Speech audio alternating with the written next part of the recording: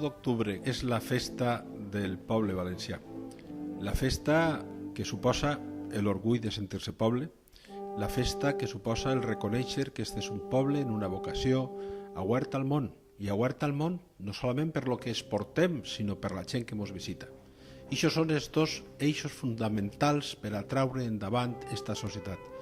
Què necessitem? Tindre-ho clar i unió. Unió des dels polítics fins als empresaris, dels empresaris i els sindicats, el conjunt de la societat civil. Junt podem traure endavant. Tenim les millors possibilitats en este poble valencià de fer i de ser el que hem sigut i el que tenim que ser. Un poble integrat dins d'Espanya, però pioner en els seus avanços.